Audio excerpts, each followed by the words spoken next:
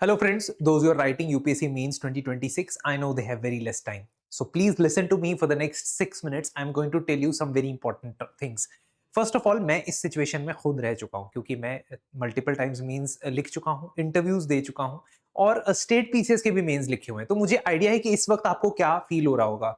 लेकिन इस फीलिंग के अगेंस्ट जाना है हमने 15 अगस्त तक। 20 अगस्त को पेपर है, 15 अगस्त तक भी हमने राइटिंग को ज्यादा प्रायोरिटी देनी है ओवर रीडिंग। तो अगर हम अभी दिन में 8 घंटे पढ़ते हैं, उसमें से हमने कम से कम 3 से 4 घंटे ब्रेन करने के ऊपर फोकस करना है। ब्रेन करने के लिए आप प्रीवियस ईयर क्वेश्चंस उठा सकते हो या जो भी आप कंटेंट पढ़ रहे हो उसमें से चैट जीपीटी या एआई को बोल के बताओ कि मुझे 10 क्वेश्चंस दे। या of course last things and most important thing is कि कोई भी टेस्ट सीरीज जो आपने ज्वाइन की हुई है आप उसके टेस्ट लिखिए। अगर आप स्लीपी के साथ एसोसिएटेड है तो स्लीपी के टेस्ट लिखिए। अगर आप अभी इस टाइम पे भी आंसर राइटिंग को ज्यादा एम्फेसिस देंगे, तवज्जो देंगे, इंपॉर्टेंस देंगे rather than collecting a lot of content which is scattered which will come in the form of PDF in different Telegram groups, please उससे बेटर है राइटिंग पे ध्यान दो। शॉर्ट नोट्स और 1 पेजर नोट से ही रिवीजन होना चाहिए। एग्जाम्पल के तौर पे मैं आपको यहां पे दिखाता हूं कि हमने किस तरीके से शॉर्ट नोट्स या 1 पेजर नोट्स बनाए। ये हमारा सेंटर स्टेट रिलेशंस का 1 पेजर नोट है और कोऑपरेटिव फेडरलिज्म को ये दर्शाता है। तो बेसिकली जो भी मैंने कंटेंट इलैबोरेटली क्रैश कोर्स के अंदर पढ़ाया है उसी चीज को मैंने एआई की मदद से शॉर्ट नोट्स में कन्वर्ट किया है। ये चीज सेल्फ जनरेटेड बाय एआई नहीं है, मतलब एआई ने खुद से जनरेट नहीं की है। इस पे मैंने पहले रिसर्च की है, उसके बाद इसको कंपाइल करके फिर उसके अंदर एआई के अंदर डाला है। तो आप देखोगे कि इसमें सेक्शंस भी इसी तरीके बने हैं। रिसेंट क्या इश्यूज है सेंटर स्टेट रिलेशंस में, पहले से अर्लियर लेगेसी इश्यूज क्या है, कॉन्स्टिट्यूशनल फ्रेमवर्क क्या है सेंटर स्टेट रिलेशंस के डिस्प्यूट्स को रिजॉल्व करने का। इसके अलावा आप why cooperative federalism is important, what is the way forward, आगे और क्या करना चाहिए और गाइडिंग प्रिंसिपल्स क्या होने चाहिए, कीवर्ड्स क्या होने चाहिए, trust and respect, dialogue negotiation, constitutional fidelity, constitutional morality, ताकि आप सिर्फ स्पेसिफिक चीजें पढ़ो। अच्छा ये देखो एग्जाम्पल्स मैंने ready to use examples themes के लिए बनाई।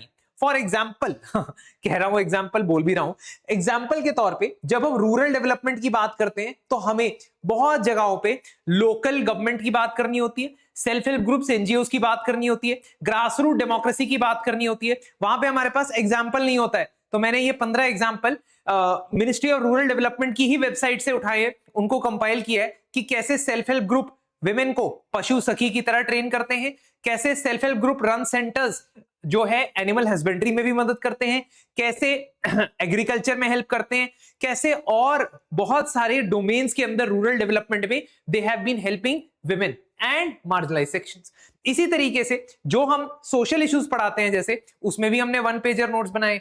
और 1 पेजर नोट्स की खासियत ये है कि सिर्फ जेनेरिक बातें नहीं करता है, ये ऐसे कीवर्ड्स देता है जो आप अपने मेंस के अंदर इस्तेमाल कर सकते हो। So please whatever notes you have created try to add important keywords. अगर आप किसी इंस्टीट्यूशन की टेस्ट सीरीज से एसोसिएटेड हो उसके मॉडल आंसर्स को आप मल्टीपल टाइम्स रिवाइज करो। हाँ सही कह रहा हूं, बहुत सारे टॉप इंस्टीट्यूशंस की जो टेस्ट होते हैं उनके मॉडल आंसर्स बहुत अच्छी तरह बने होते हैं। मैं भी उनसे इंस्पायर होता हूं जब अपने आंसर्स बनाता हूं, अपने टेस्ट सीरीज के मॉडल आंसर बनाता हूं। इसमें कोई शर्म की बात नहीं, हालांकि मैं क्वेश्चंस डिफरेंट बनाता हूं लेकिन जो तरीका उन्होंने अपनाया है मैं भी चाहता हूं कि उसमें इंप्रूवमेंट हो, उसमें बेटर चीजें हो। इसलिए मेंस मॉडल आंसर मैं भी कंटेंट के कॉन्टेक्स्ट में ही बनाता हूं। वही चीज आपको दिखेगी the 4 waves of globalisation, the de globalisation और स्लोबलाइजेशन। इसके अलावा data to back whatever you are going to quote, जो भी आप कोट करने वाले हो उसके लिए डेटा जरूरी है, कुछ टर्म्स जरूरी है जैसे होमोजेनाइजेशन, हाइब्रिडाइजेशन और ग्लोबलाइजेशन। इन 3 स्टेप फ्रेमवर्क से क्या क्या हम समझ सकते हैं ग्लोबलाइजेशन के बारे में।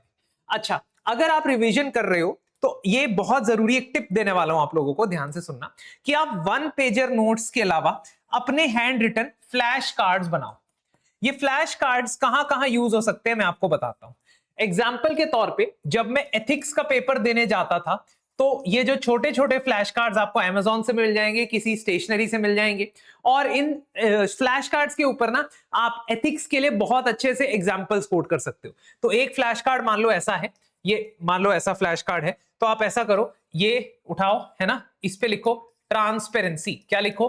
ट्रांसपेरेंसी। और ट्रांसपेरेंसी की 1 या 2 कोट्स लिख दो। एक या दो कोट रिलेटेड टू ट्रांसपेरेंसी लिख दो, कोट नंबर 1, कोट नंबर 2।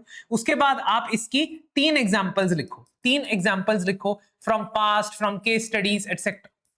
ठीक है, अगर यही चीज आप ट्रांसपेरेंसी के लिए करते हो, ऑनेस्टी के लिए करते हो, कंपैशन के लिए करते हो, इंटेग्रिटी के लिए करते हो, ऑब्जेक्टिविटी के लिए करते हो, तो आपके पास 25 से 30 अच्छे से फ्लैश कार्ड आ जाएंगे जो पेपर में जाने से पहले आप बहुत बेहतरीन तरीके से रिवाइज कर सकते हो। Same you can do with your optional subject as well. जैसे मेरा सोशियोलॉजी ऑप्शनल था, तो ऑप्शनल सब्जेक्ट के लिए भी मैं ऐसे ही फ्लैश कार्ड बनाता था, खासतौर पे थिंकर्स के लिए, क्योंकि वहां बहुत सारे थिंकर्स होते हैं। ये चीज आप पीएसआईआर ऑप्शनल के साथ भी कर सकते हो।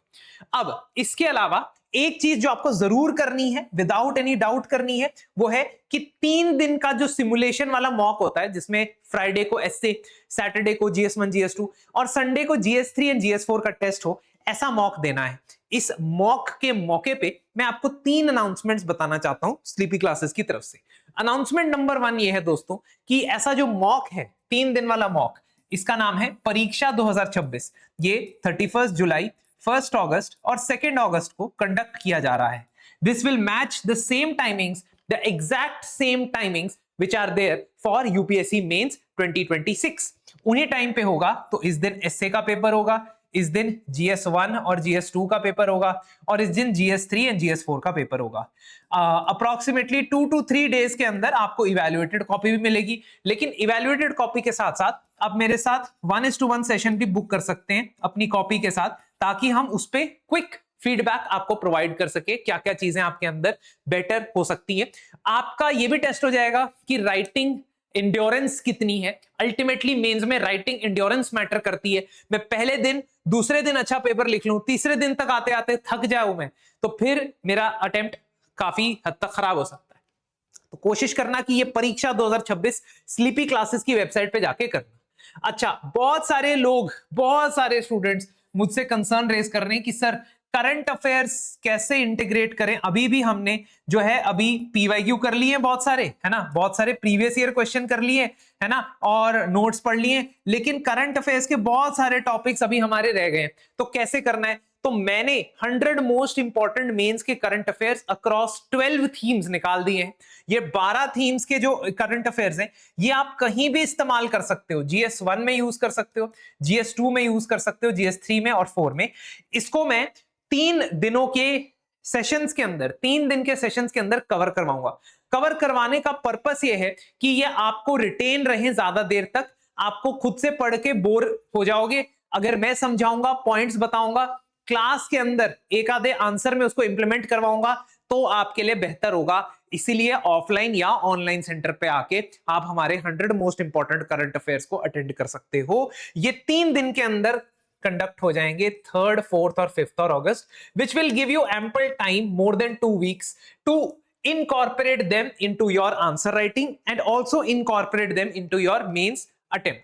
लास्ट और सबसे इंपॉर्टेंट अनाउंसमेंट ये है कि हमारे मेंस के सभी कोर्सेज पे 40% ऑफ है। मेंस टेस्ट सीरीज पे, मेंस टेस्ट सीरीज पे, मेंस के क्रैश कोर्स पे, एंड जो हमारा मेंटरशिप का प्रोग्राम है उसके लिए भी। तो 2026 के लिए अभी आपके पास 3 हफ्ते पड़े हैं। इन 3 हफ्तों में इन 5 पॉइंट्स के मूल मंत्र को याद रखें। मैं दोबारा रिवाइज करवा देता हूं। सबसे पहले राइटिंग को तवज्जो दे, इंपॉर्टेंस दे, शॉर्ट नोट्स और 1 पेजर रिवीजन के ऊपर फोकस करें, ब्रेनस्टॉर्म करें, डेली फ्लैश कार्ड्स का इस्तेमाल करें और कम से कम एक बार 3 डेज का मॉक जरूर दीजिए। These are the things that you must follow. और बाकी चीजों के लिए आप मुझे मेल भी कर सकते हो sleepy.classes@gmail.com पे, sleepy.classes@gmail.com इस नंबर पे आप, इस मेल आईडी पे आप मेल कर सकते हो, या मुझे डायरेक्टली भी मेल कर सकते हो ayush@sleepyclasses.com। तो I will be available for you guys and you can ask your queries. ठीक है, आप अपनी क्वेरीज मुझसे पूछ सकते हैं। तो ये था आज का डिस्कशन, समाप्त होता है। जाओ पढ़ो भाई, पढ़ो, टाइम कम है।